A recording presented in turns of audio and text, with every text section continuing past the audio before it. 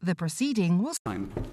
Good morning, Bore da. Welcome to this session of the Welsh Affairs Committee, where we're looking today at the extent of metal mine pollution in Wales and what is being done, what should be done to address the impacts of metal mine pollution. We have two panels of expert witnesses this morning. For our first panel, we're joined by Professor Mark Macklin, who's Professor of River Systems and Global Change at the University of Lincoln. And we're joined by Dr. Andrea Sartorius, who is Research Fellow at the School of Veterinary Medicine and Science at the University of Nottingham. Welcome, both of you. Looking forward to hearing your evidence. I'm going to ask my colleague Ben Lake to open the questions. Dr. I'm Bore da, Professor Macklin and Dr. Sartorius. It's great to have you here. There's been quite a bit of press reporting and coverage in the media of the problem of disused metal mines in mid-Wales, and Ceredigion features quite heavily in some of the reporting. Can I just ask at the outset, Professor Macklin, how well do we understand the extent of metal mine pollution in Wales? Thank you, Ben. In terms of the distribution of mines, we know that pretty well. And I think, on the record, I think it's around about 2,300 mines, lead mines at least, within Wales. So we know their locations, and that's excellent.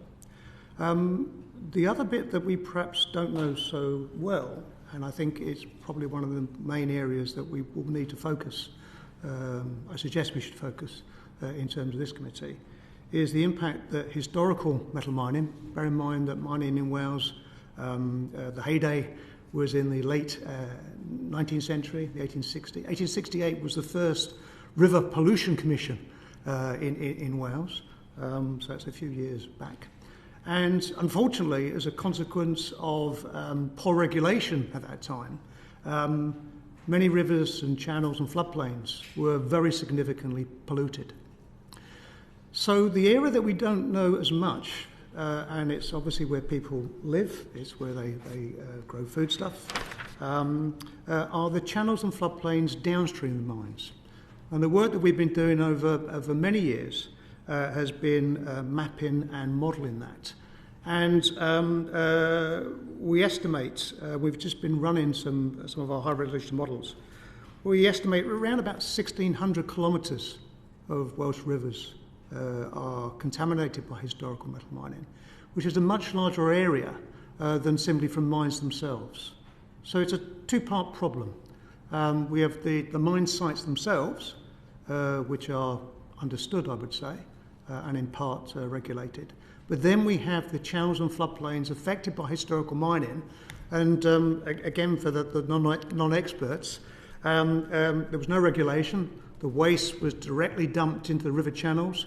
It was dispersed downstream over many tens of kilometres, hundreds of kilometres in some instances, and it's remained there ever since.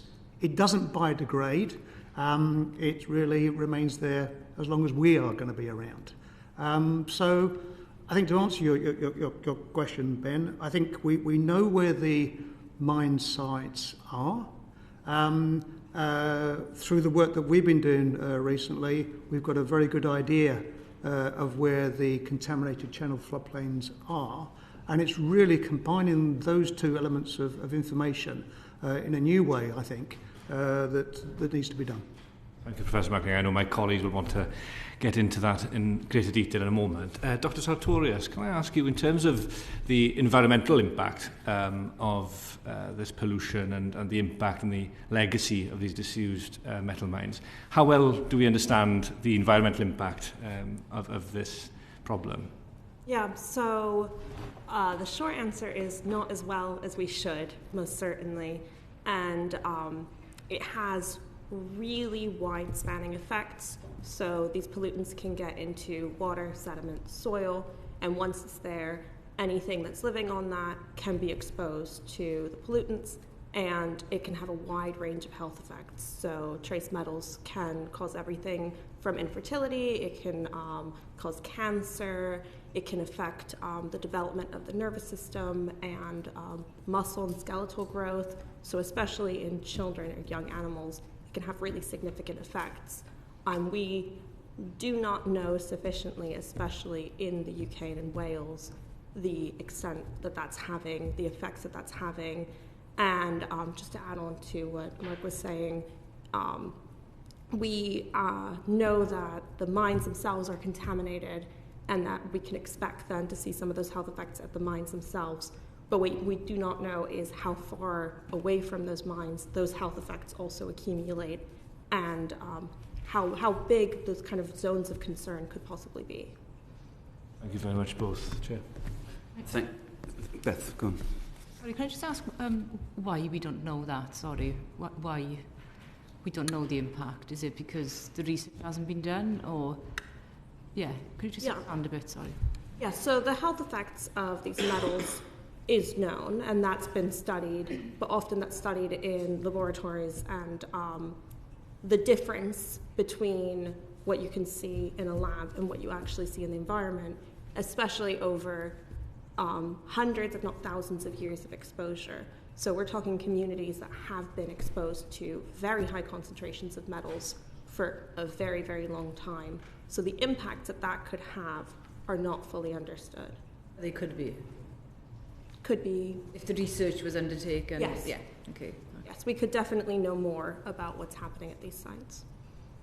Okay, thanks, Beth. Professor Macklin, I think you were involved in a previous study that estimated, I think, 23 million people worldwide are living on ground that's polluted by, that's contaminated through metal mine pollution. Have you got an estimate for the number of people in Wales living on? We do, and it really just sort of chimes with what Andrea was saying. These are sort of known unknowns. We've just, Professor Chris Thomas and myself, have just completed some high-resolution modelling in Wales. It's not published, so these are very much provisional figures that need to go out to peer review. But we estimate, in terms of Wales, approximately 200,000 people live in a square kilometre of floodplain which is contaminated by historical mining. So that's around about 7% of Wales. Again, in terms of the number of livestock that are living on contaminated floodplains. So again, just to sort of develop what Andrea said, we've known probably for 30 years, we've been able to map these in terms of where the contaminant's located. We know that climate change is having a big impact, because the other thing I failed to mention was probably one of the reasons in the last 20 or 30 years or so, and this was one of the reasons for doing the paper we published in Science, Steve, that you mentioned, was as a consequence of climate change, floods are becoming certainly more frequent and larger, because you've got contaminants which are stored on floodplains, as well as the mine sites themselves, because the floodplains very often are the principal source of the contaminants. More frequent floods, higher rates of bank erosion is resulting in increasing recycling of this material.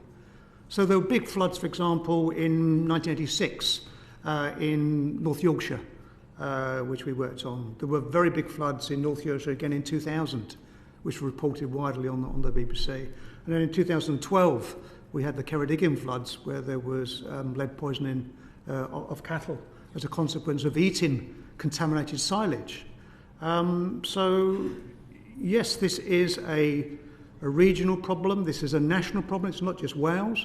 Sorry, Professor, if I could just come back to the figures. So, sure. So there's a kind of a crude estimate of 200,000 people currently in Wales, yes, that you are assessing are living on contaminated. They are living within a square kilometre, which has a contaminated floodplain within it. So am I correct in thinking those 200,000 people would be the people most at risk of health impacts from the contamination? Yes, and we actually, the good thing about our modelling is it's georeferenced, it's spatially based, so we can identify in terms of where we need to start working areas to target. Sorry, forgive me for talking over you. It's just because of the material that we need to get through in the short space of time that we have. But if the spread of the abandoned mines across Wales is well known, if the numbers of people potentially affected is reasonably well known as you're suggesting, the length of time the problem has been known about, why aren't we not further ahead in terms of remediation of the problem? I think... What's the block? Again, this is my own view as an academic. I think there is the need to join things up. So I've worked with the regulators for many years in this area, published policy guidance. I think there's been a focus on the mine sites themselves. And that's been a good thing. We need to sort of turn off the tap, so to speak. But the area that really hasn't been joined up... Sorry, Professor, you said there's been a focus on the mine sites themselves. Yes. Hearing that, I would think, the mines have been fixed, but that's not the case, is it? No, they clearly haven't. So in terms of research, and some degree of regulation, it's been a focus on the mine sites themselves. Right. And as you point out, a few of those have been remediated and regulated to some degree, but not many.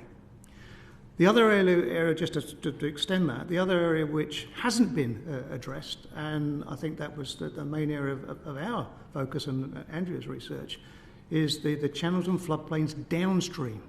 And that's the key area. I think the tendency, not just in the UK, not just in Wales, but many parts of the world, is to focus on the mine. But unfortunately, where you have legacy contamination, it's the channels and floodplains downstream of those mines, where people live, where they grow foodstuff, where they collect water. Those are the areas that need to be looked at as well. And very often, they extend over hundreds of square kilometres. So that is the element that we haven't considered. Okay, thank you very much. Dr. Sartorius, I don't know whether you want to offer an answer to that, about why more hasn't been done to address this problem if it's so well understood. Mm-hmm. Yeah, just to add to what Mark said as well, just another factor that I think is important is just a lack of awareness about these pollutants. People think of it as a historical issue. Oftentimes when I've been in communities that have a mine site nearby, they consider it kind of a historical ruin, an interesting curiosity from the past, but they don't know that that is a toxic site, and it's a site that could still be impacting them today. People go there and cycle very often, walk their dogs.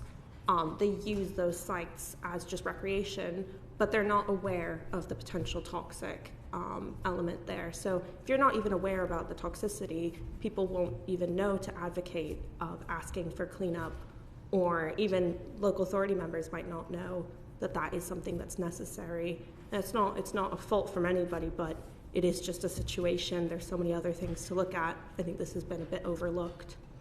In terms of the, if you like, the seriousness of the issue, of this issue compared with, say, sewage pollution, which there's been an extraordinary amount of publicity about that issue, and time devoted in Parliament as well to debating and thinking about that issue. How would you compare the issue of contamination from abandoned mines with sewage pollution?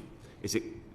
I think it's really hard to compare something like that, especially because for an individual impacted by sewage pollution, that'll be the biggest issue for them, versus an individual impacted by metal pollution, that'll be the biggest issue for them. So it's really hard to compare, and I don't have figures of more broadly how many people get impacted by is there a bigger public health risk from abandoned metal mine contamination compared to? I can't say, because I really think it depends on the situation. Okay. Robin, you had a supplementary. Thank you. Welcome this morning. Really interested in your comments, and particularly that reference to the Ceredigion flooding where cattle were poisoned by the lead in the silage. Now, that really leads me to my question, which is about what do you consider a level of contamination to be? I'm presuming that the silage acted as a kind of a filter which pulled some of that material out of the flows, concentrated in that place. And even your reference to the focus having been on the mines and not on the downstream. Within the mine, within an ore body, the level will be much, much higher, but it won't be classed as a contaminant. So when you use the phrase contaminant and talk about floods, is that one particle, or is there a threshold level which you're applying which is universally consistent? It's a very good question, Robin, and I think one of the areas that we will need to explore, probably is not time in this committee, is what soil guideline values we use and develop. And I think that has been probably one of the major problems we've had in over the last 30 years, and we've been trying to help with that.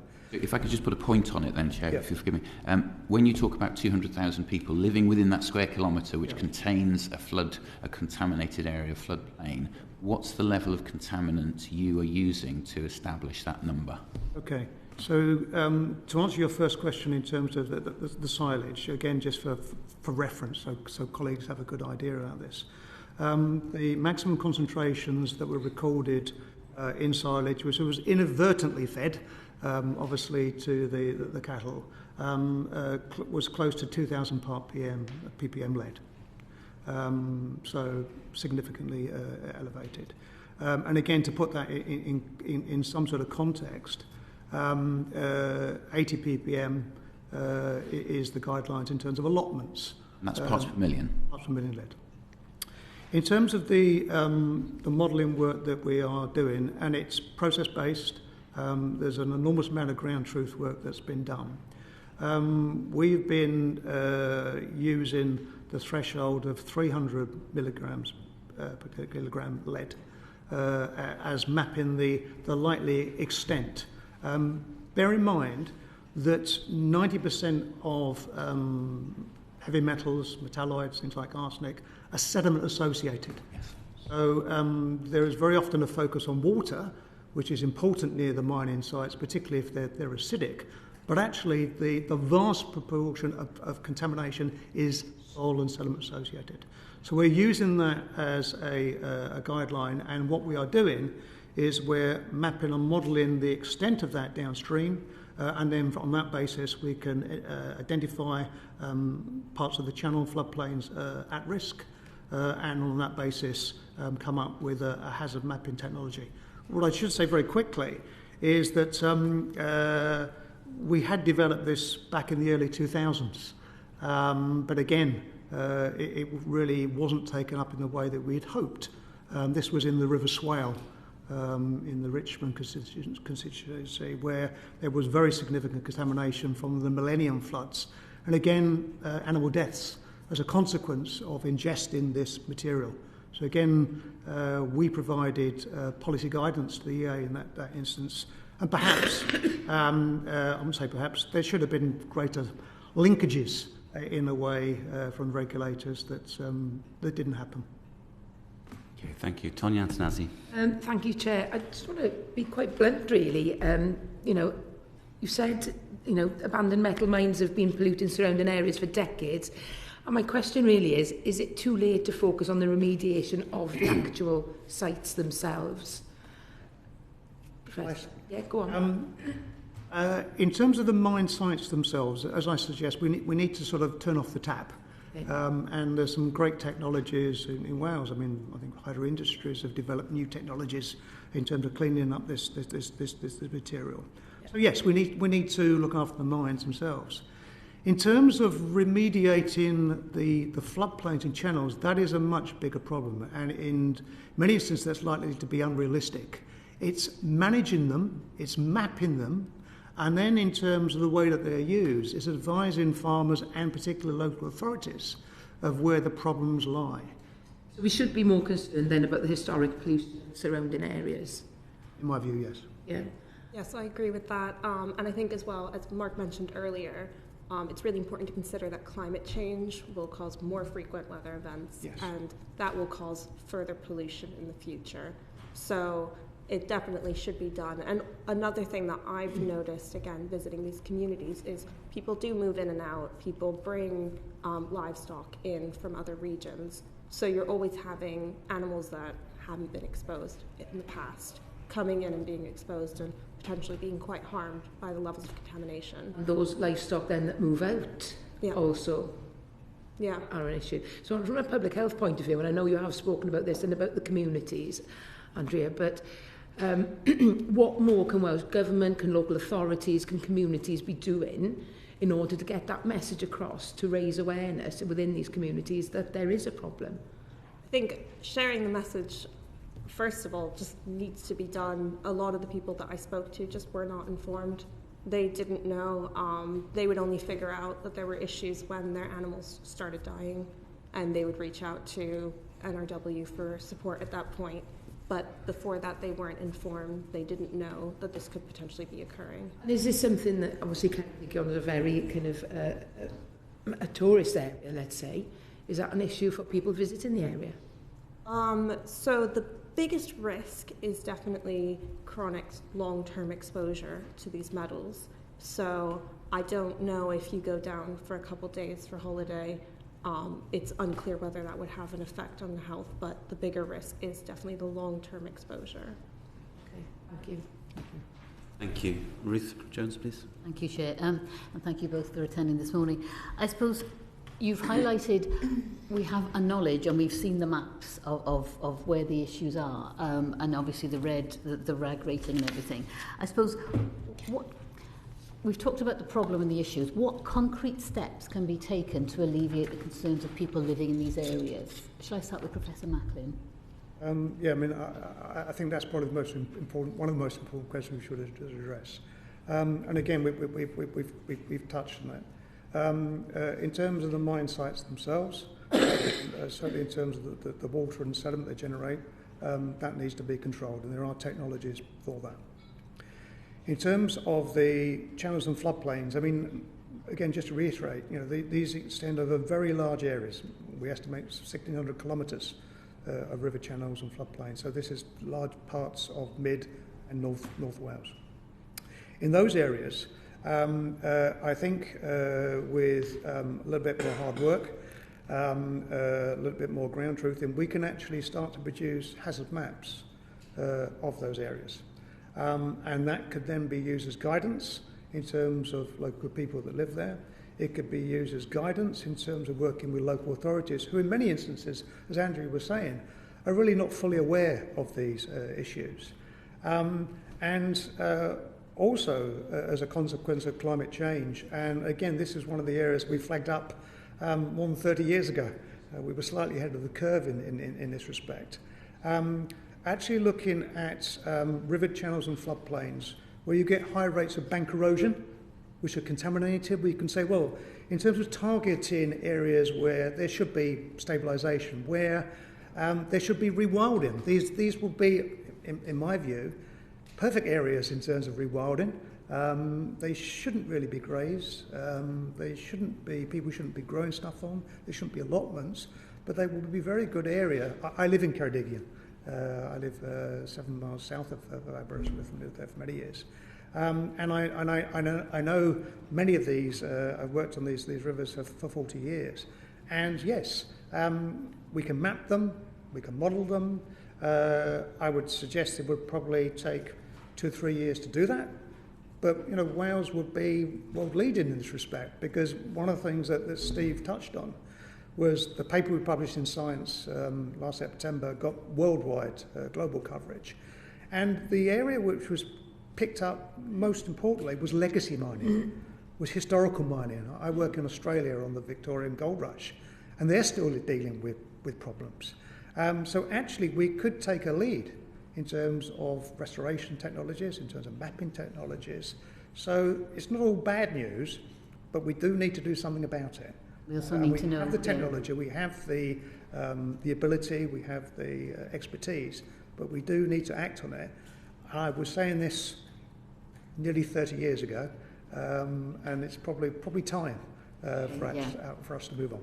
I suppose, Dr. Sartorius, the question would be concrete steps, in terms of, obviously communicating is clear, but what can we do to mitigate and alleviate the issues for people living in these areas? And is it clear where the responsibility lies for dealing with the metal mine pollution and its impact? We've talked about local authorities. Is it clear exactly where the responsibility lies? Just to answer the first question really quickly, so I agree with everything that Mark says. I do think as well it is important to note, I know this is part of communication, but there are small steps that people living in potentially contaminated areas could take to at least reduce their exposure. Things like gardening. If it's gardening, they can use raised beds or focus less on vegetables and more on ornamental plants, and reducing soil coming into their homes. And these are all suggestions that are put out by governments of other countries to people in potentially affected areas. So these have been vetted and produced for media for people. So this could be a really fast thing to do to, at the very least, give people some sort of peace of mind. So if they hear about this, they know that at the very least they could take off their outdoor shoes and switch to different shoes, and that would at least be something that could legitimately help. As for your second question, of course, I'm an academic and I'm based in Nottingham, but I've definitely found that for the landowners that I've spoken to, they've found it unclear who to engage with. Thank you very much. Thank you, Ruth. Just on the subject of those small steps that you're suggesting that people could take, like use raised beds for growing, I think you said ornamental plants rather than vegetables. Forgive me, but those are more than just small steps, because implicit in what you're saying is people living in those affected areas should avoid eating vegetables grown in those areas. Is that what you're saying? It really depends on, this is the difficulty with giving these sorts of advice, is that it really depends on the soil lead concentrations, for example.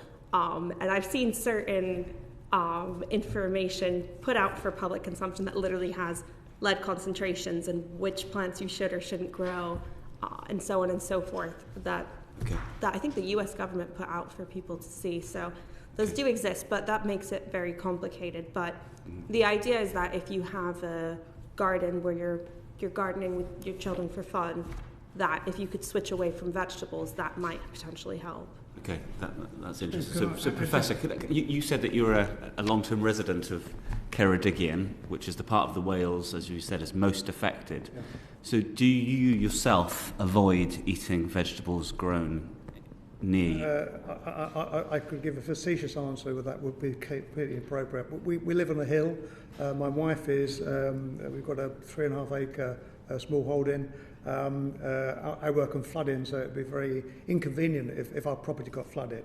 So the short answer is no, we don't, because we don't live, I know we don't live on a contaminated floodplain. But just in terms of, again, practical steps, and I think it's really important, just in the last 20 years, there's been huge strides in terms of technologies for measuring contamination. These days, we use what are called XRF guns. They look like something out of Star Trek. And basically, they are a gun. X-ray fluorescence is a particular form of measuring elemental concentrations. And you take your gun. It costs about £25,000, £30,000. So local authorities, who I understand are responsible in terms of contaminated land, whereas I think it's probably NRW and EA responsible, the coal authority of the mines themselves. I know in the States where they've actually reduced, I think from the EPA beginning this year, lead concentrations from 400 to 200 ppm in soil, so these are pretty low levels. They are recommending that these guns are a way of doing things. Folks could bring their soil samples to a local authority. We could go out and measure these on site, and you can do measurements which would be precise enough, would be accurate enough within probably a couple of minutes per sample. So it is something which is very tractable, but it does need a bit of joined up thinking, which I think so far perhaps we haven't done. Robin. I just want to go back to this issue of contamination, because I'm a bit concerned by the way some of these questions are going. The levels that we're talking about, though, it's right that we raise concerns and alarm about them. However, the point, for example, about eating vegetables, it's the way in which the contaminant moves through the system, from the mine, through the washings, downstream, into the floodplain, into the ground, then into the vegetable, and then into the human. There are so many different steps in that process. Yep. And the level of contaminant and the exposure over time. I'm not going to fall over from eating a carrot that's been planted in a contaminated field, for example. Can you just expand on that a little, because that's important that we don't send the wrong message from these questions. I'll start it, and then Andrea is a veterinarian, can add more detail. You've described, Robin, very clearly the various steps that we need to understand. So in terms of the silage, that was clear. It poisoned the animals, it killed them. And again, to be clear, it wasn't the silage. I'm presuming it was the sediment that's been trapped in the silage. That's the point. It wasn't that the silage had grown and absorbed. And again, I think that's a very interesting point, which Andrea will be able to, hopefully be able to extend. The key thing, very often, it's for grazing animals at least, maybe for children. It's eating the stuff directly. So what happened?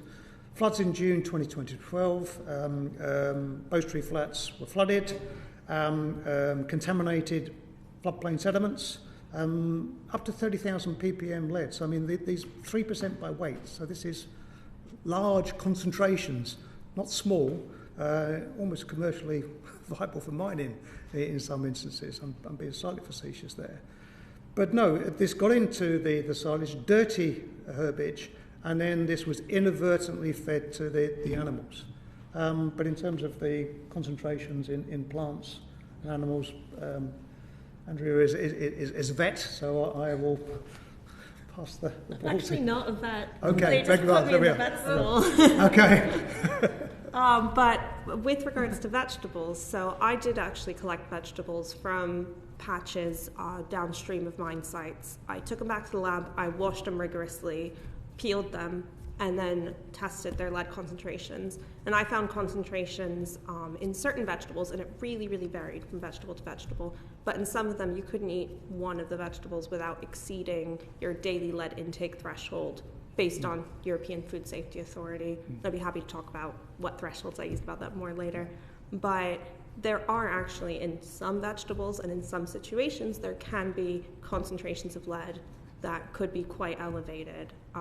The biggest danger, of course, is still if you consume soil with it. So one of the small recommendations is carefully washing vegetables, peeling them if possible, removing outer layers. And that will help because I save peels and I test that as well. But you can definitely have very elevated concentrations in the vegetables themselves. Just on this point, and mindful of not wanting to kind of unduly raise alarm, but there's been a movement in Wales and presumably elsewhere to encourage school children to grow in the school, have an area of ground kind of set aside for growing vegetables, and the children learn about growing vegetables and the importance of eating food that's locally sourced, locally grown. In an area like Ceredigion, I mean, presumably there needs to be some kind of advice being given to schools so they do that in a way that parents can know that the children aren't being exposed to risk. Mm-hmm. Yeah, so obviously that's not my job, but there could be ways to do that safely, I would imagine, even if it is bringing in soil from somewhere else to be sure. I think that exercise has other benefits that are definitely worth exploring. Okay, thank you. Ben Lake, please.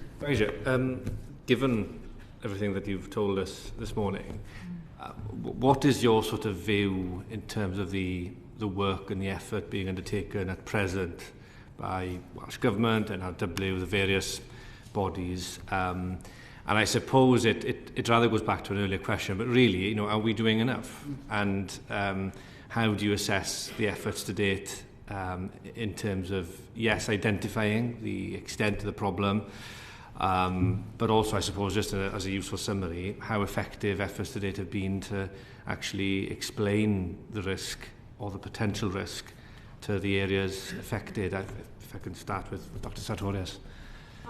So I do think of explaining the risk. From my interactions with communities, people did not feel or did not know much about the contamination. What they knew were things that they would hear. I'd deliver a message, and about a year later, I'd hear the message that I delivered kind of given back to me in some sort of skewed way.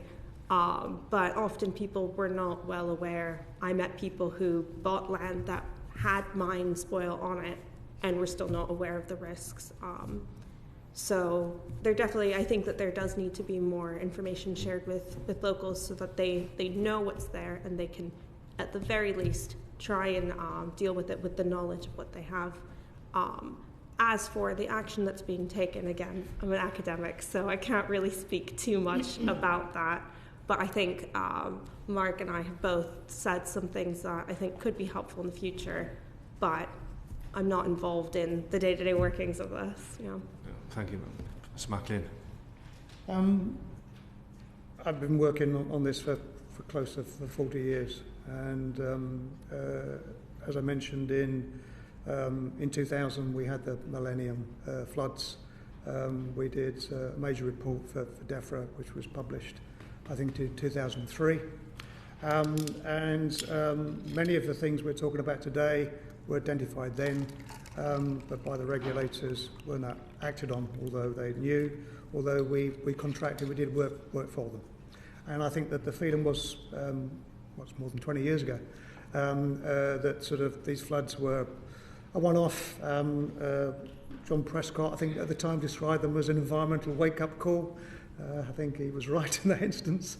The thought was it was a one-off.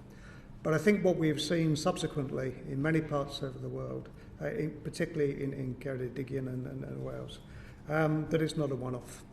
As a consequence of more frequent floods, this material has been remobilised. It is affecting people's well-being and livestock. And I think the regulators have been slow, to say the least, in terms of joining that research up. And presumably this afternoon or after, they'll explain why. The information's been out there. I think it's mostly done by academics like myself. I do a lot of policy guidance work, particularly outside of the UK, and I find it very frustrating that our research has been taken up and used in many other parts of the world. I think it's probably time it was used in a routine way. And what me and Andrea have been sketching out is there are very practical steps. There needs some work to be done. I estimate probably 2 or 3 years in terms of developing these maps. They would be world leading. It will take resource to do it. We will need to overlay the health data, but I think it would be a game changer.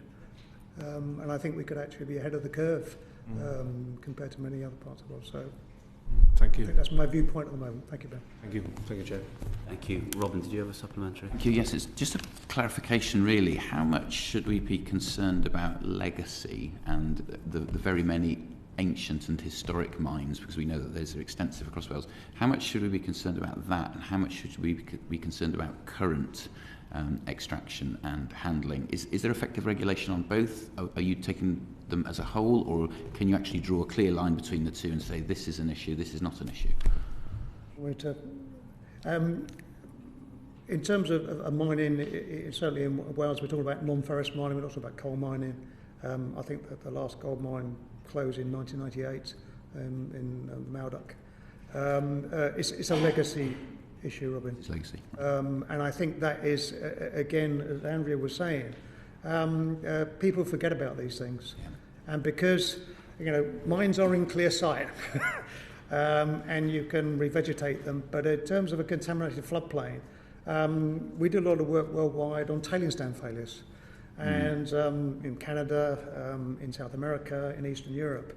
And I sort of cheer my colleagues up from these countries because I show the levels of contamination from the spills that we're working on in these countries. And then I show them concentrations that we have in the UK, particularly in Ceredigion, and show the concentrations and then show the pictures of what these landscapes look like, which are beautiful, which are green, and they just don't really tie it together. So it's a hidden problem, but we do have the technology now to actually expose it. I think in a positive way, as I think both me and Andrea have suggested. Okay, thank you very much. Beth Winter, please. Thank you.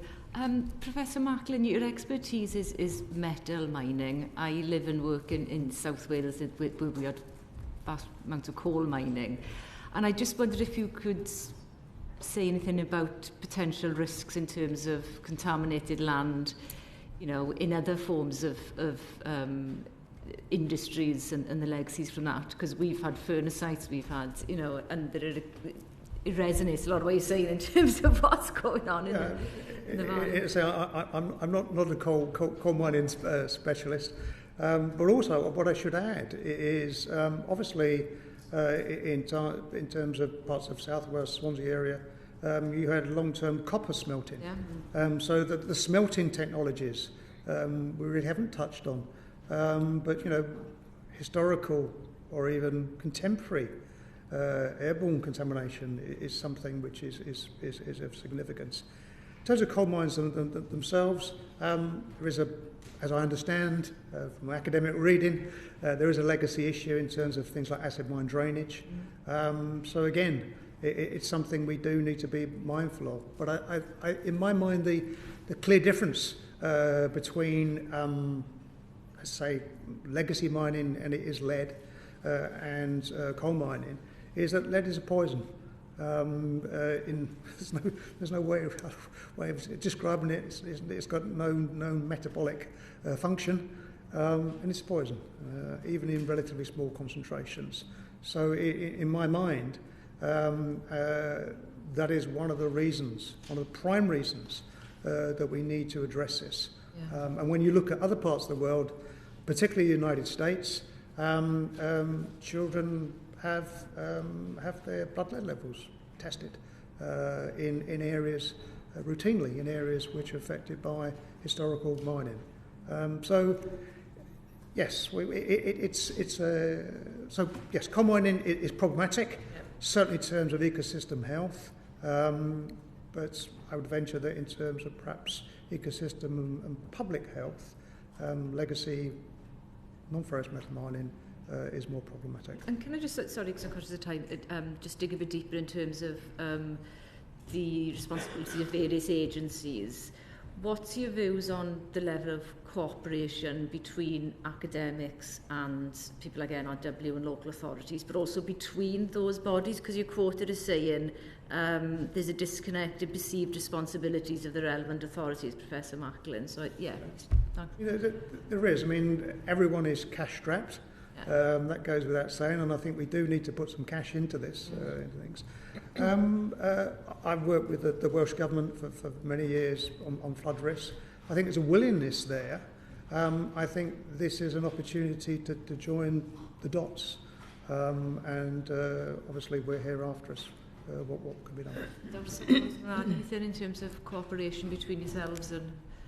Yeah, so my PhD project was funded by Natural Resources Wales. So I did work with them, and they were very helpful to help the project come forward.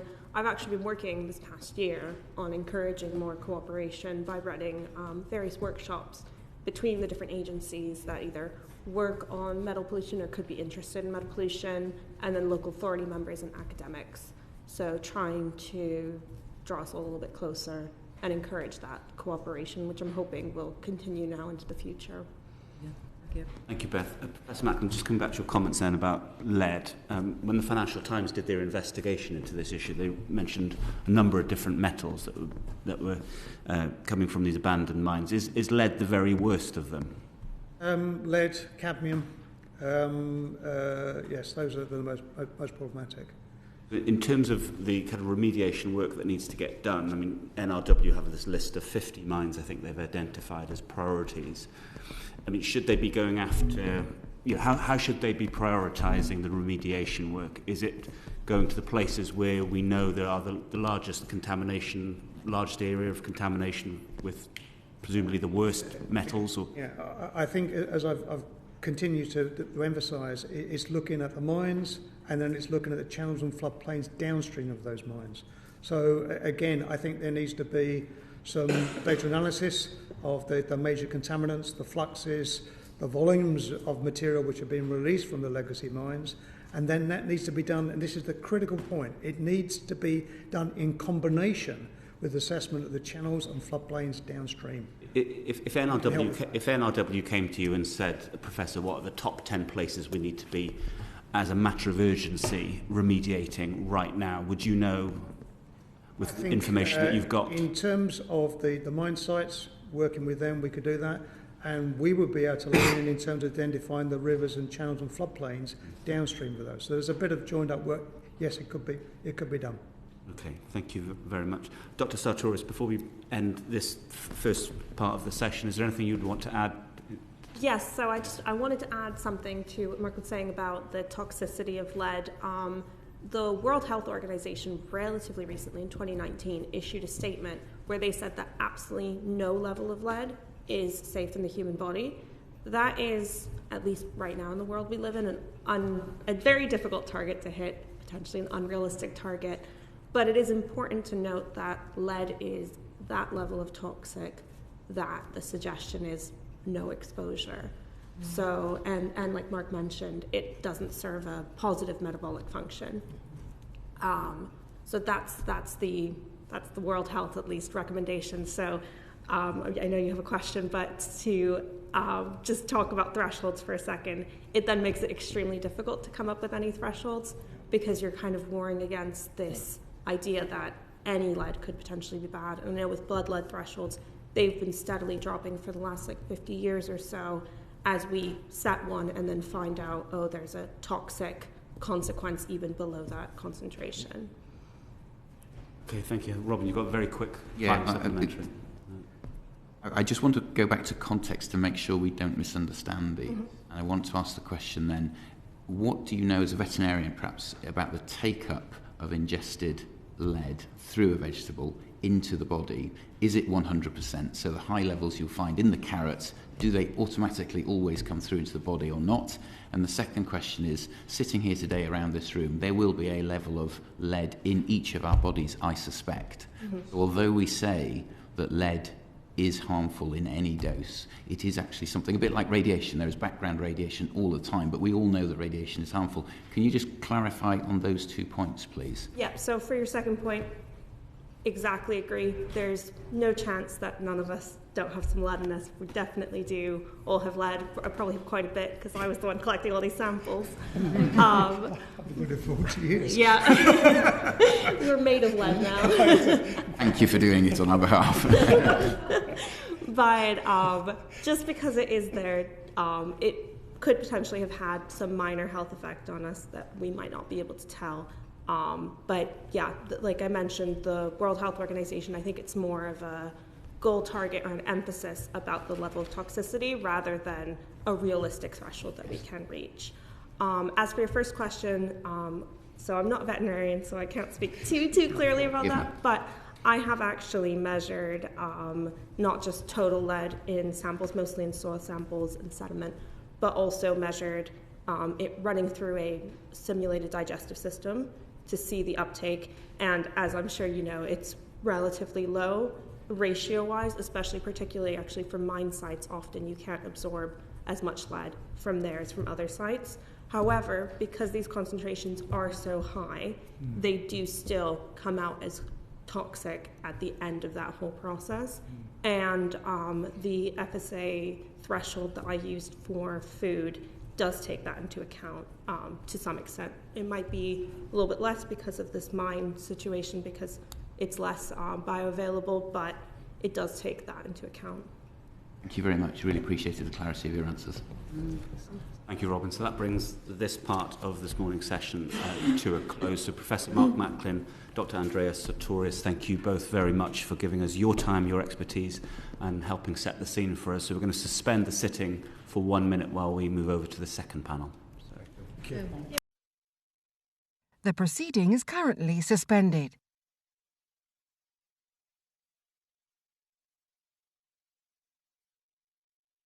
The proceeding is currently suspended.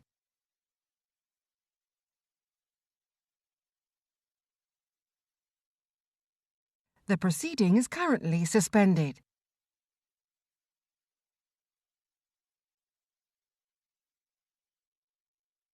The proceeding is currently suspended.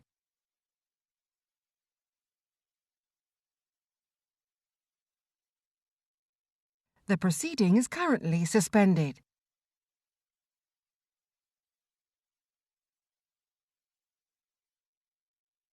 The proceeding is currently suspended.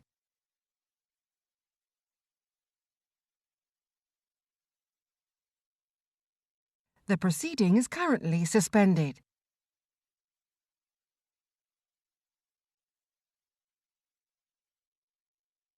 The proceeding is currently suspended.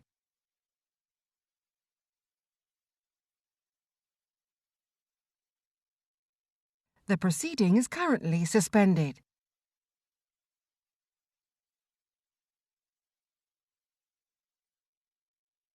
The proceeding is currently suspended.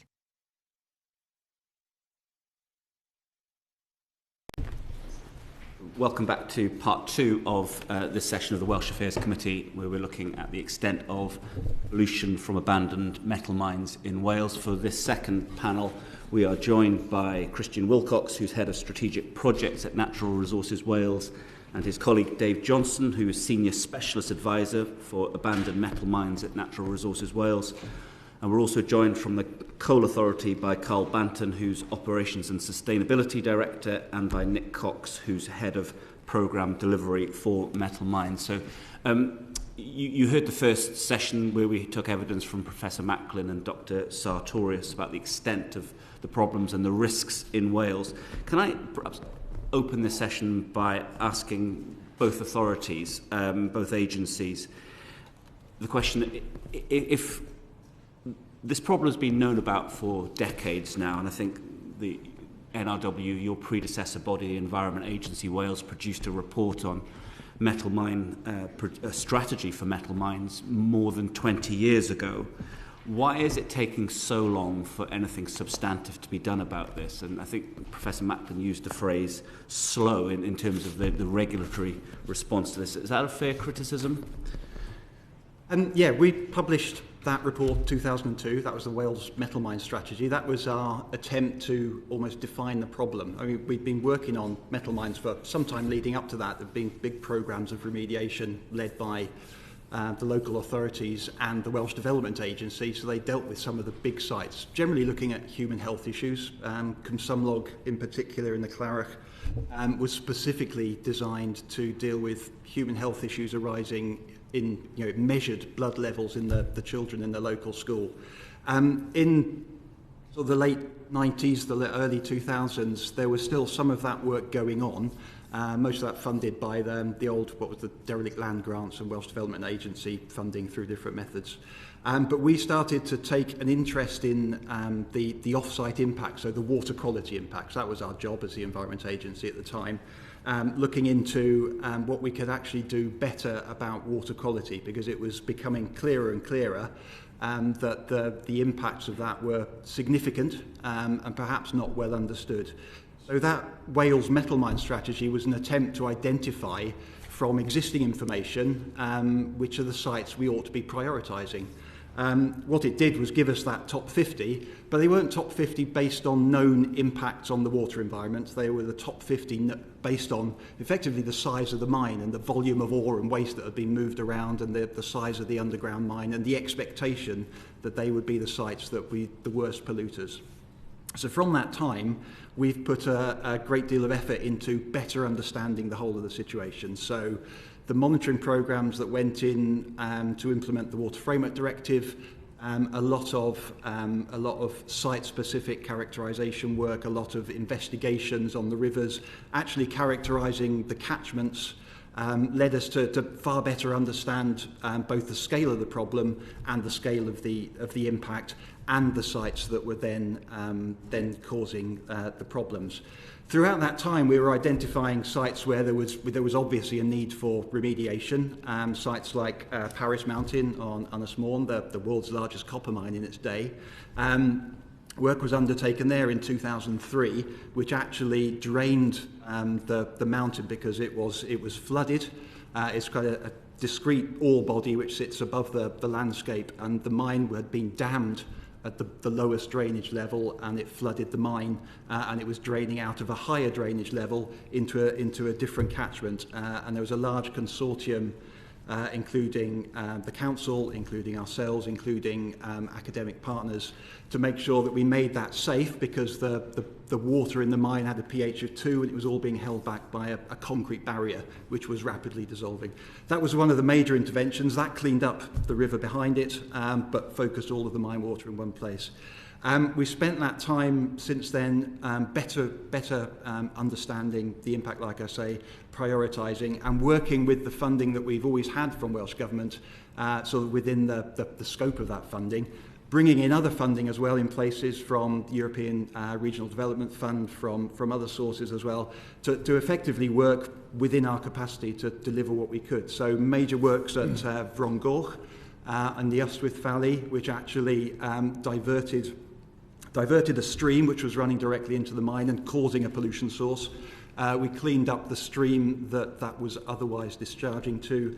Major capping works at that site, which isolated the waste material from the elements from groundwater running through it. Sorry to cut across you. Forgive me for no problem. Speaking over.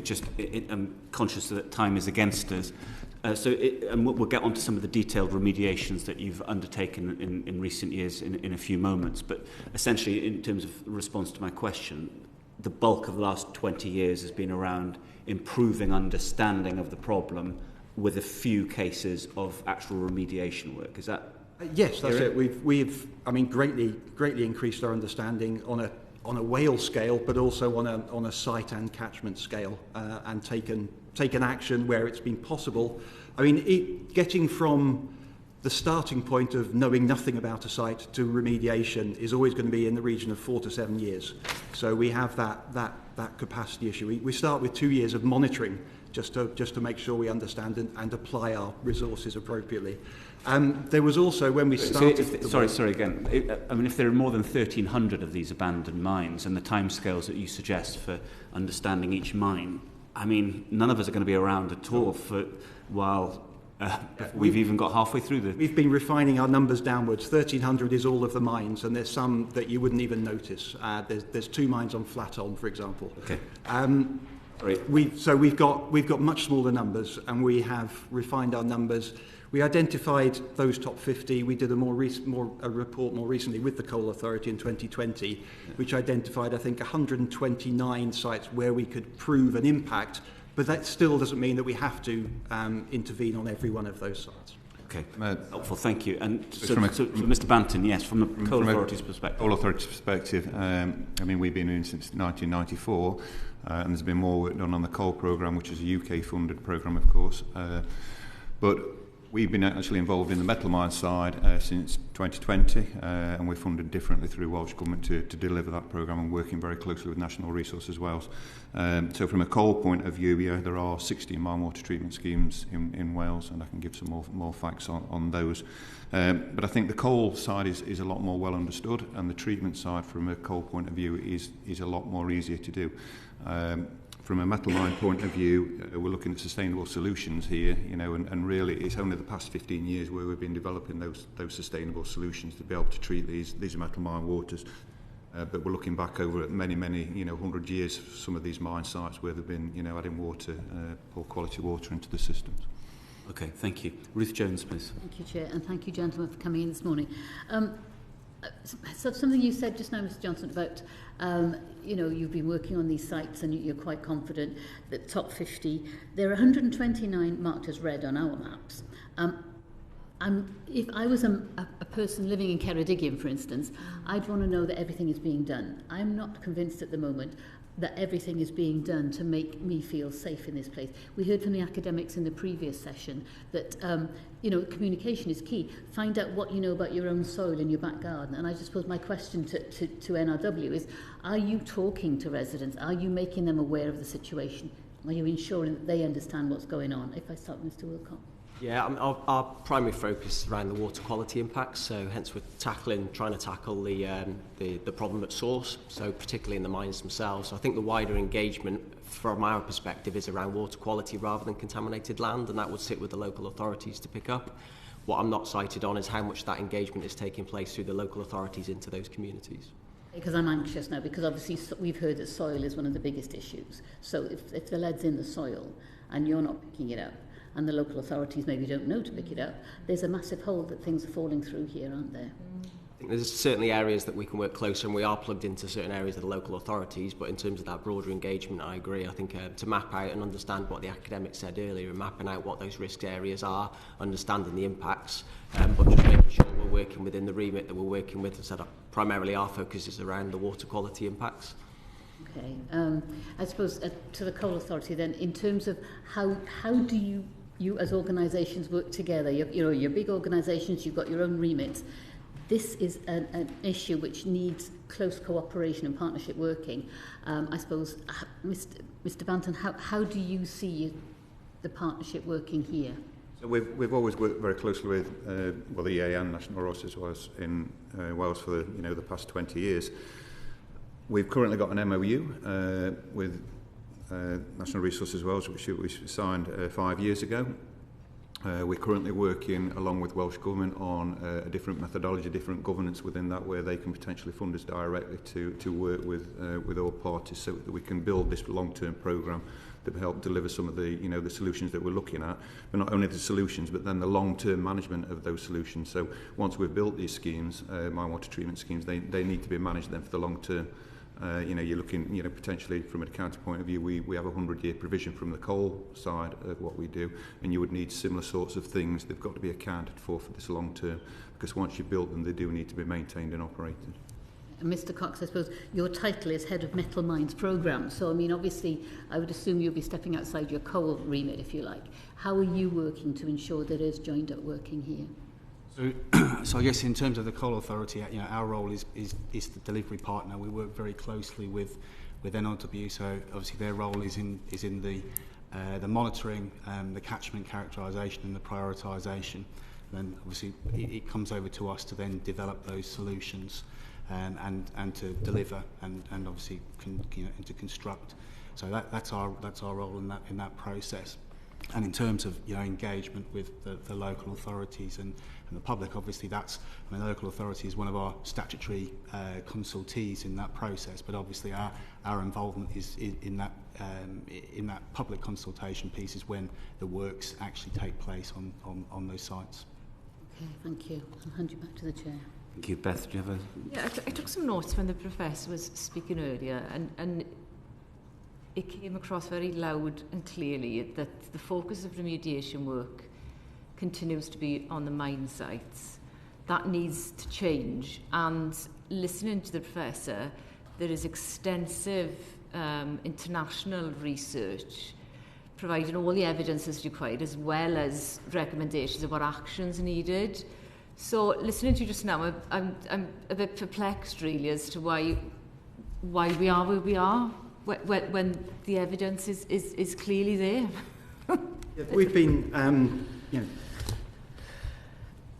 our focus again, water quality, and the sources of the water quality impacts in the rivers, which is our focus, which is the remit we've been given by Welsh Government, are the mine sites. There is a contribution undoubtedly from the floodplains as well, but it is when we've modelled it, when we've monitored, when we've worked it out, the significant sources are the mine sites. And so when we're dealing with those, and the remediation plans don't just look at the mine water running out of the mine and we're looking at the treatment methods for those. They're looking to stop sediment movement, which would be continuing to add to the problem downstream. So we do recognise the professor's work. That was the original work was actually funded by the Environment Agency and published by our Groundwater and Contaminated Land Are you actually Centre. challenging the it validity at all. and reliability of the research? No, not at all. It's very much Okay. respected because we've been working with Professor Macklin for some time. Do you agree that more emphasis needs to be not just on the sites, but on exactly what the press was saying earlier? I would agree that they're both important, but from a water quality perspective, in terms of ongoing water quality, it remains the sources, the sites, which are the cause. Is your emphasis because of where your remit lies, and not based on what the evidence shows is required? Are we being blinkered in terms of what our statutory responsibilities are in terms of our agencies, whereas we need to look at it differently?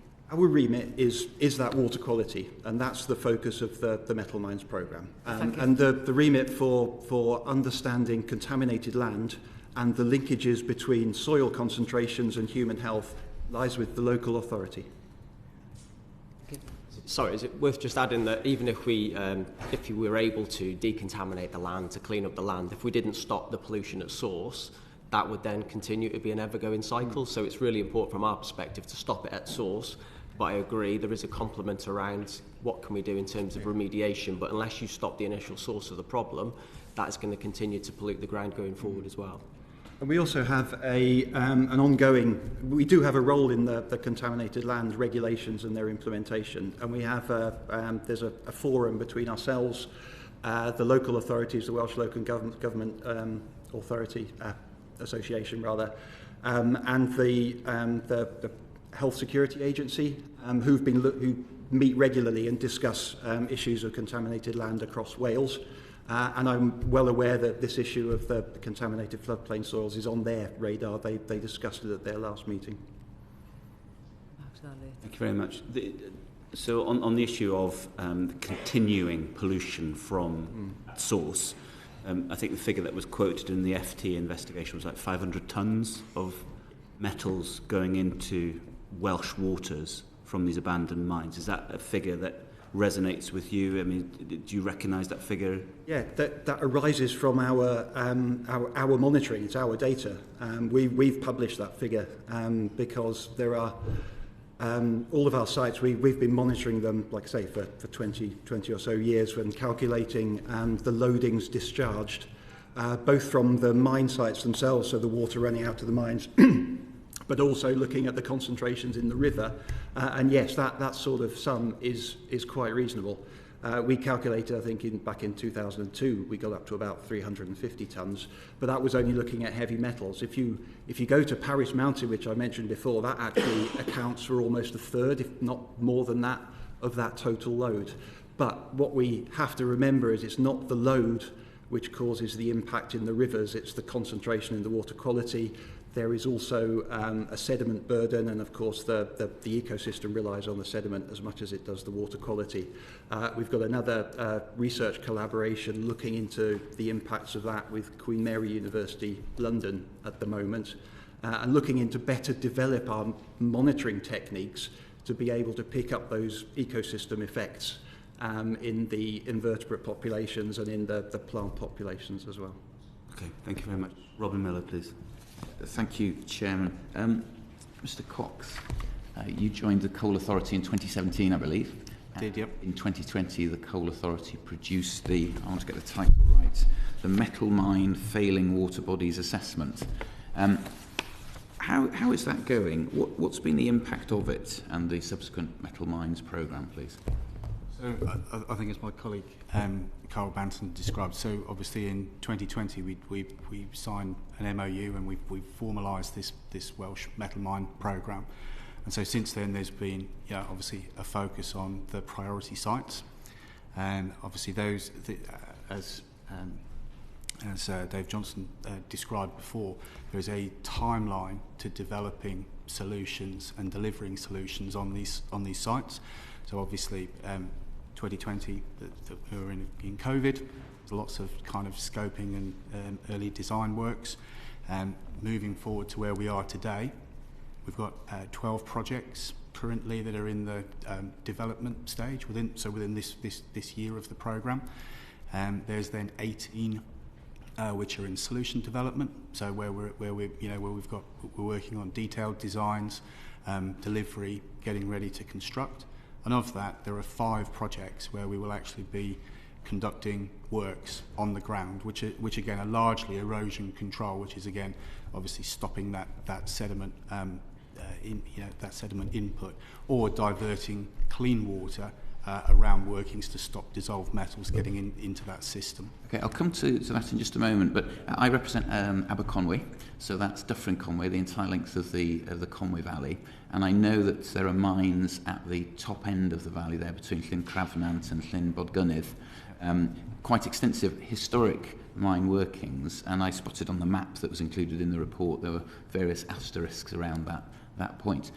What does a remediation programme look like effectively in that sort of case where you have large bodies of water, there's reservoirs that have been built there, it has a huge impact downstream, but what does the remediation programme look like in that case? I should add, of course, that I was very excited to see that in the report as well there's full status change possible and high confidence that could be the case for the Conwy River, so I'm very eager to hear.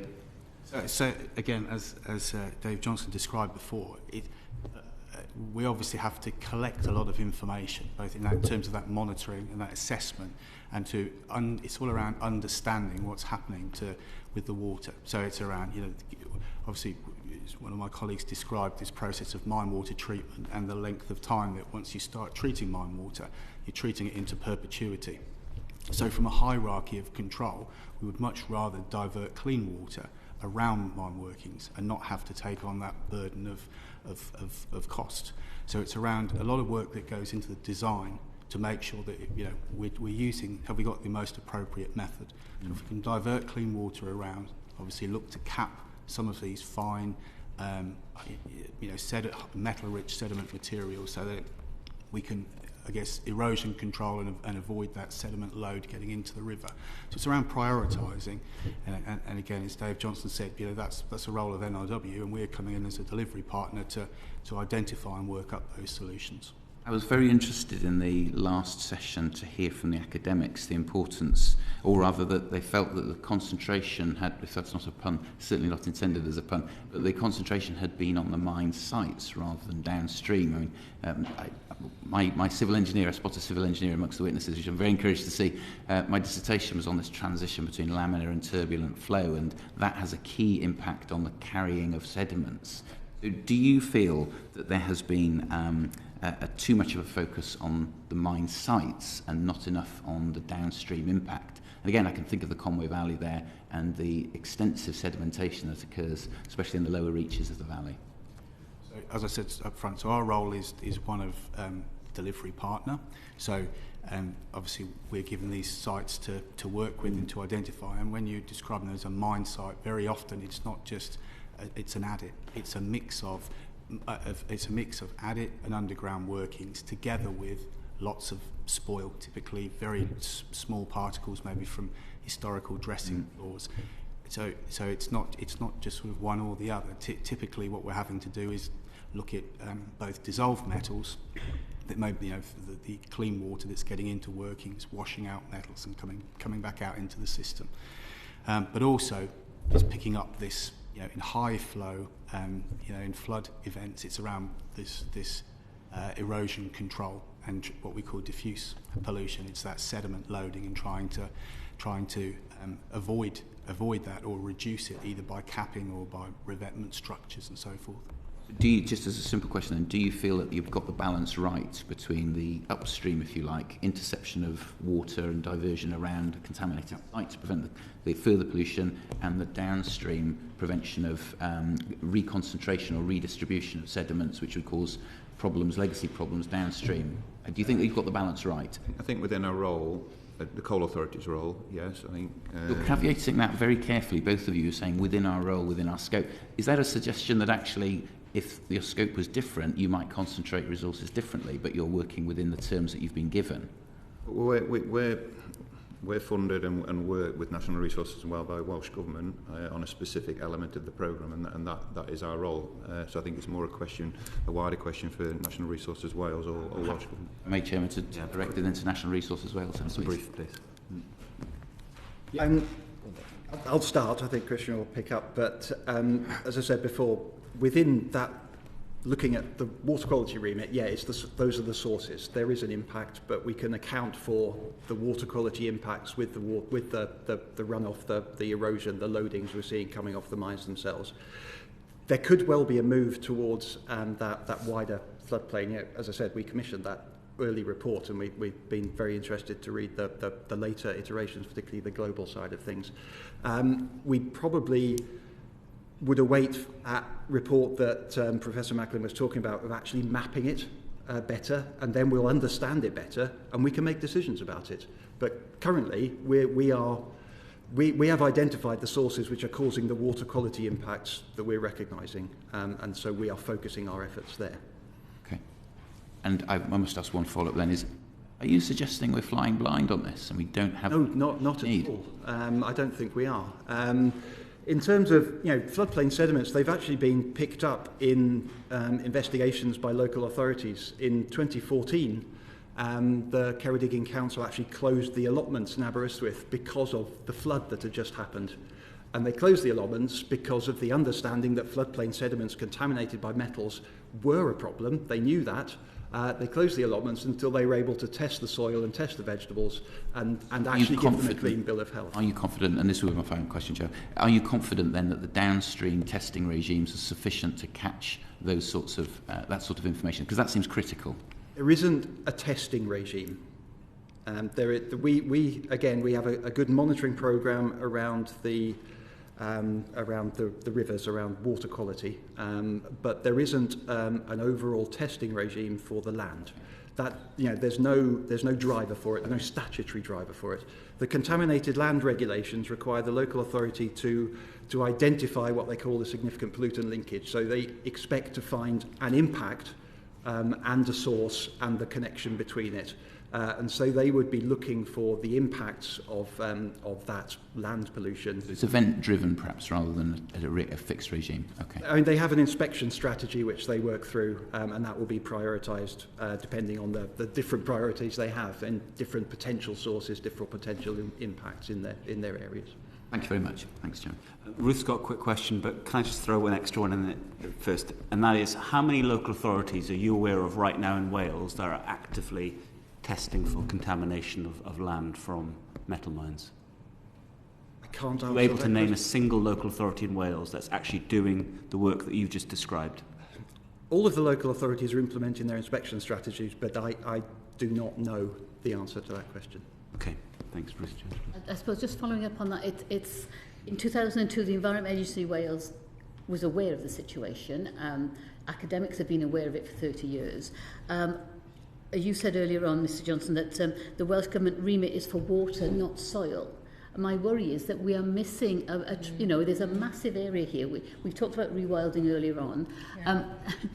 The soil is the problem, not the water necessarily. I understand where you're coming from with the sediment, but I'm just anxious that the remit is too narrow and you're missing out on things. I understand that. And it's not that it's one or the other. They're both a problem.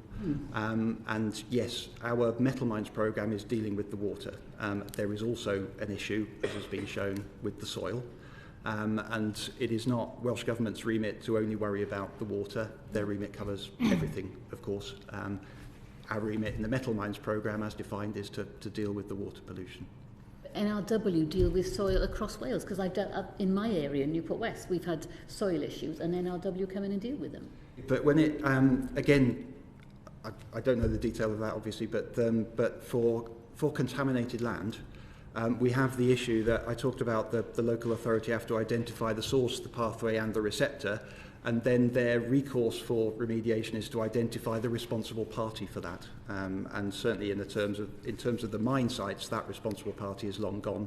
And in fact, there are exemptions written into the legislation that means that we couldn't serve a notice on any person, even the landowner at the sites, for issues of water quality, though we could if there was the local authority could if there was a human health issue.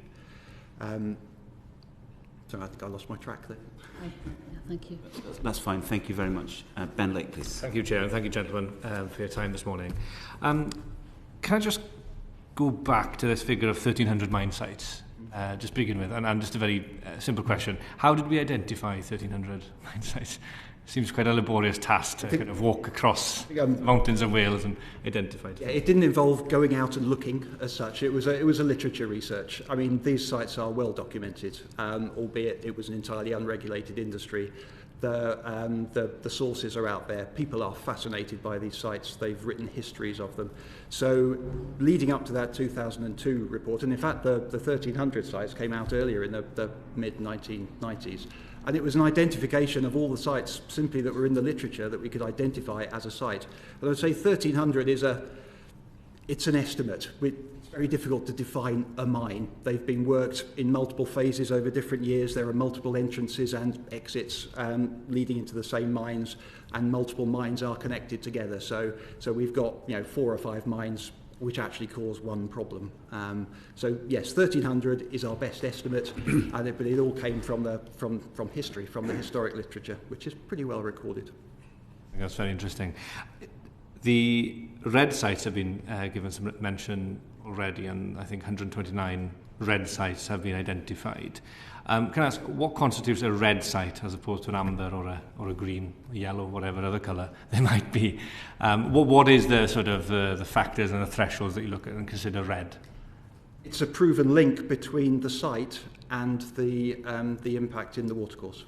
The watercourse so itself. Our monitoring or the evidence we've collected over the years, either on the site or in the river, has made that link. So it's a red site if we know it's a significant contributor. Again, it doesn't mean we'll necessarily intervene at all of them, but we have identified that those red sites are the areas we need to be focusing on. And of the 129 red sites then, how many are you planning to remediate or have undertaken work already to them? I can pick that one up again. We'll plan to work through all of them, but we've proposed, originally we looked at if we only have a limited capacity, it would take a very long time, as you've already recognised. We've proposed a 30-plus year programme to Welsh Government, and we're in discussions about that, about how we do that. We'll look at all of them. Many of them will drop off the list as actually needing interventions, and it's a sort of tiered investigation. We start with the monitoring to determine that there's really an impact, then we look at how we could actually remediate it and look at the feasibility of doing that, and then look at the balance between cost and benefits as to whether we go. And it could fall out or be taken on to the next stage at any one of those stages. And so the 129 red sites are provisional in a sense. They may well change, and there may be amber sites that are promoted or elevated. Yes, to and red sites may drop, and yes, exactly. At which point do you think we'll have a firmer idea of whether or not the 129 are the 129? Because from what you're saying, it seems to me as though we may well be here in 5 years' time, and actually we're talking about a completely different set of mines that are still there right now. We started some of this work that led on to this Metal Mines programme, again with a specific fund from Welsh Government, and went straight out and did 50 investigations at 50 sites that we picked. Not the original top 50, we've moved on from that. Right. And did the desk studies just to investigate the information we already had. So that's already taken a big chunk, and some of those have moved forward. We currently have, I think, 25 live projects, but many of those are actually looking at multiple sites. They're looking at a catchment rather than a single site. So we're probably looking in the region of 35 of those sites at the moment, and some of those have moved right on to being sort of almost on the cusp of delivery. We've undertaken the feasibility studies and gone right through detailed design, so we know what we need to do, we know what we need to build, and we're just hopefully starting some of that work this year, because we've had now the 4 years of the consolidated funding from Welsh Government, and if we can move on some of those sites this year, that would be great. And I suppose just to bring back into that's the importance of the long-term funded programme on this, because without that programme you're almost stopping and starting again, so it is about that continuing programme of feasibility, then moving projects through each of the stages. Can I just clarify though, I appreciate the constraints in your resources, and I won't ask you a hypothetical question that if you had a blank cheque, how many of the sites would you want to remediate, but it would nevertheless be the case that all this work will address issues relating to water quality. They would not necessarily impact or address the legacy contamination that we've heard a lot about this morning. That is correct, isn't it? Correct, yeah. Now, just very briefly, if I may, I'm unclear as to who precisely is responsible for that risk. I heard my colleague, Mr. Jones, there said that in certain parts of Wales, NRW have been able to help remediate issues with soil. I've also heard you mention local authorities. Now, we're all aware of the constraints on their budget as well. Who is taking this sort of bird's eye view of monitoring the potential risk and then identifying or instructing the relevant body to take action? Because at the moment, it seems to me as though this issue of the legacy contamination is falling between, well, not just two stools, a number of stools, and falling through the net. Can you give me any reassurance that somebody is keeping an eye on this? Yeah, so I suspect Welsh Government will have a role to play. Obviously, the remit sits with the local authority unless it's deemed as a special site. And forgive my terminology, I'm an engineer, not a scientist, at which point NRW could then intervene around that contaminated land. But Welsh Government would ultimately have the overall view of both of those bodies. Okay, thank you. Thank you, Ben. I'm just going to come back to this list, and forgive me, I feel a little bit bamboozled here. So there was an original list of 50 sites that were identified. There is a list of 129 red sites. And how many of those 50 are deemed red? Almost all of them. Some had already dropped out of the process. Okay. We identified, like I said, the larger sites, the ones we assumed to be largest polluters, and that's generally carried through. Most of those sites are still on the list. Okay. But you've said that you've been looking at another 50 sites, a different list of 50. So that came out of that list of 129. Okay. So today, right now, is there any work going on any of those mines, be it on the list of 50 or the list of 129? Is there any physical engineering work going on to fix any of the mines on that list? Yes. Yeah, so as I described up front, so obviously there's 32 projects that are in various stages of either project development or solution development. I'll pause you there, Mr. Cox. So 32 projects. Is that the same as the 25 live projects that you've just referred to? 25 projects, 32 projects. So it's at different stages. So we have 12 projects which are in early project development.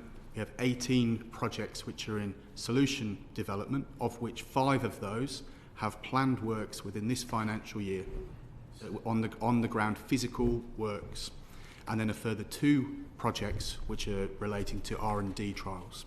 The 5 projects that are scheduled for this financial year to work to start, do you have contractors in place for that? So there are engineering partners that have been brought on board, contracted with to do that work? That's right, yep.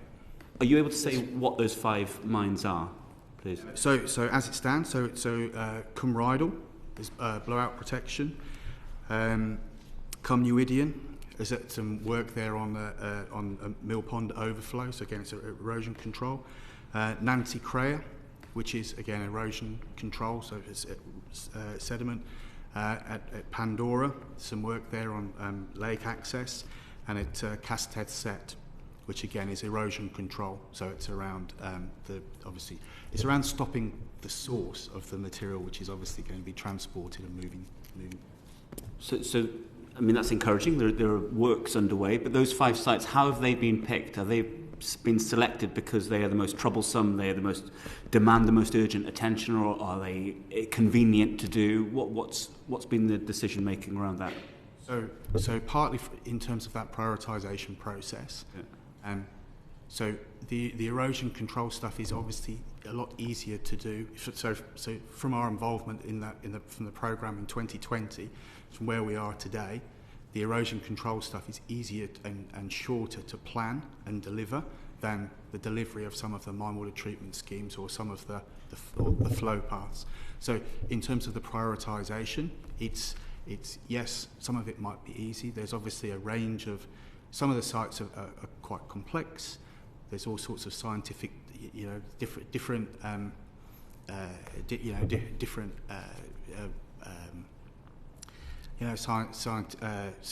areas might be of like special scientific interest or SAC. So we have to. Some require a lot more stakeholder engagement or planning and so forth. So there's a range of prioritisation that are planned, and obviously within those 5, we've also already started engaging. So, for example, Delife, which is another one of the sites where we've started that public engagement, local authority, statutory consultations, so that for 4 phases of delivery over the next 4 years. So it's not just around what we're going to do this year, but obviously going forward as well. Okay, thank you very much. Did you have just very, very briefly, of the 5 sites identified, if the work is successful, what are your hopes in terms of reducing the actual pollution to the watercourses? So in Cumridal, that's around blowout. That's around blowout protection. So that's around trying to protect a one-off influx of material from entering the watercourse. Obviously, for the other 4, it's around reducing the amount of erosion and therefore influx of diffuse or sediment loading.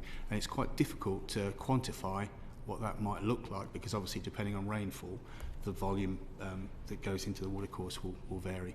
Okay, thank you. Thank you, Chair. Thank you. Robin, did you have a very quick supplement? In 15 years' time, is there going to be a headline which says there's a huge public health scandal due to contamination from abandoned Welsh mines, and we knew about it 15 years ago? You're the people who are closest to this. There's the apocryphal story of somebody in the power station there's a flashing red light, and with a little tap the light stops flashing, and that happens for years until suddenly it goes bang, and well, yes, there was always that red light flashing. You're the people closest to that dashboard. You're the people who've written the reports, you've heard the academics, you're doing the works.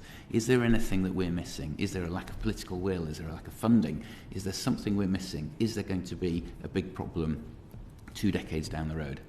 Really good question. So we've got some priority sites at the moment. We've got a programme of works that take projects through from inception all the way through to construction on site, and that programme can be as scalable as you need it to be and you want it to be. So at the moment, our forecast is based on the funding we currently receive from Welsh Government, which is the constraining factor. You're doing what you can with what you have right now, but there's no glaring omission or really big worry at the back of your mind which you're thinking, we just stop with it. There is no silver bullet to this. This needs investment, this needs better regulation, this needs collaboration and integration across all parties, and working with our delivery partners to move this forward. Mr. Banton. And I'll add to that research and development as well. And not just, we've got 2 programmes across England and Wales, which are cross-collaborating, which is great, and that research is being done, but worldwide as well. We are part of International Mine Water Association, but the work that Mark was talking about earlier, I think clear then, coming to that. Are you talking about unknown unknowns or known unknowns? Things that we know that we don't know, or are you saying we just don't know what we don't know? I think it's a little bit of both. Mainly it's on the mine water treatment side, it's the known unknowns of how we do this sustainably. I think wider, there is some more work to do, which we've heard from the academics earlier, which I think is very, very valid. Thank you very much. Thanks, Robin. Beth? Thank you. I don't know if this is a comment, because we had similar questions already, but I'm concerned that there's a risk that we're working in silos as agencies, which is understandable given your remit and the funding, etc., which is really hindering the prioritisation and the need to have a whole systems approach, which I think people have acknowledged. Where does change need to happen, I suppose, is, you've mentioned Welsh Government in response to my colleague, Mr. Lake. The Welsh Government has a responsibility. So in terms of the strategic work that needs to be done, do you agree that there is change that needs to be taken so that we have the whole systems approach? I'm aware that Welsh Government are fully cited, and we have a good relationship with Welsh Government, certainly with the Water Branch, who've provided the funding for our work, and we know that they are also entirely cited on the work you heard about in the earlier session, and we are discussing it with them, and I have every expectation that we'll be having more discussions and actually reviewing the way it goes. But the way we work is taking that influence from current research, from current interest, because public interest in issues is also a key driver, and that's one of the reasons that we have the sort of stakeholder communications around our work. But we've also commissioned, as part of the Metal Mines project, a project with the Strata Florida Trust, so based around the Ystrad Fleur, the Abbey near a mine, was actually run by the monks originally. And that's an educational and outreach project to actually take out information about the mine sites and their history, their heritage, but also the pollution they cause, the full pollution they cause, not just the on-site pollution, with the local community. So. Do you want to come in, Mr. Banton, or not? No, I think okay. It's very much from Welsh Government. I mean, the Professor was saying that there are international models that could be adopted or replicated in Wales. Is that something Welsh Government should be looking at a strategic level? I'll be talking to Professor Macklin in any case, and we've got to have a meeting with Dr. Sartorius tomorrow, looking at how we can communicate. It's about Welsh Government as well. Yes, and Welsh Government are also there. They're involved in. And the final question, sorry, because I know we're over time probably. We mentioned about targets in England. There are targets in terms of addressing pollution. Should we have similar targets in Wales? I think targets are always good. I think we work to targets at the moment. We set ourselves targets each year anyway. So I'd always welcome, the introduction of targets to allow us to work too. It is something that we're adopting at the moment. And if I may just sort of come back on your previous point, I think you're absolutely right. I think funding drives us to work in silos, and I would love us to all get to a place, not just on metal mines and coal tips, but generally to understand what's the vision for a particular area. Let's forget about who's responsible for what is it we're trying to achieve, who's best placed to deliver it, where and when. So ultimately, it's the nature and climate emergency that we're all trying to tackle is the main benefactor rather than an individual's problem. Thanks, Beth. We're coming to the end of the session. It's been very, very helpful. There's probably some ground we haven't covered, so we may follow up with some written questions if we may. Can I just ask, though, in previous evidence that we've received from NRW, I think it mentions that one of the mines in that original 50 list that was identified back 22 years ago, one of the mines has been remediated, the Frongoch mine. Is that correct? Yes. That work has been done? It's not a complete remediation. What we dealt with was the old ore processing area, which was a major source of metals into one tributary of the Ystwyth. Some of the work that Nick alluded to, we diverted a stream which was running directly into the mine. There was open mine workings, the stream was going into that, and a major part of the work was actually taking that clean water and keeping it clean and diverting it around. And the outcome of that was actually a 70% reduction in the metal loads into that river. Sorry, I'm just conscious of time. Yep. I'm told that 15 tonnes of metal is still being polluted each year from the Frongoch mine. Is that? It is. And because, like I say, there's two parts to it. There's the dressing floor, the ore processing area. That's largely dealt with. But there's still the underground workings they're discharging. And that's one of our priority sites on the Nans Cumna Withian that Nick mentioned that we're looking to progress quite fairly rapidly. Yeah, and thanks for being frank on that. But it's not true, therefore, to point to Frongoch as an example of success, is it? A mine that's still leaking 15 tonnes. No, the mine, the entirety of the mine the work isn't complete. The work that we did was very successful. But coming back to that list of 50, 22 years ago, when the metal strategy was put in place, 22 years on, 2024, here we are, and not even one of the mines has been fixed. Not in its entirety, that's true. Okay.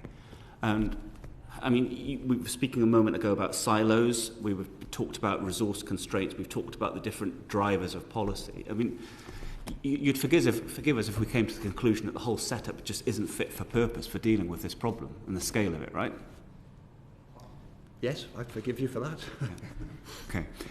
So I don't want to end on such a depressing note, but it is pretty concerning what we've heard this morning, and we do appreciate you taking the time to respond to our questions. But we are over time now, and we've got Wales questions down in the main chamber in a few moments, so forgive us, we're going to have to rush away. But thank you for being here. We'll bring the meeting to an end. Order.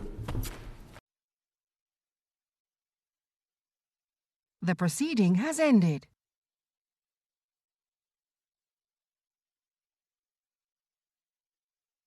The proceeding has ended.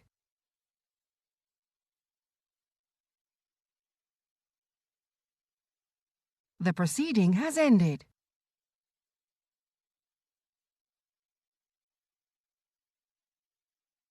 The proceeding has ended.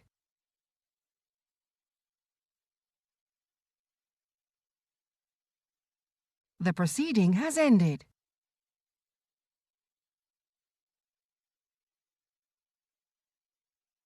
The proceeding has ended.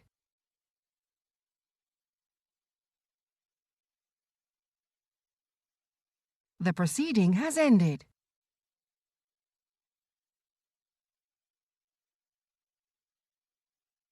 The proceeding has ended.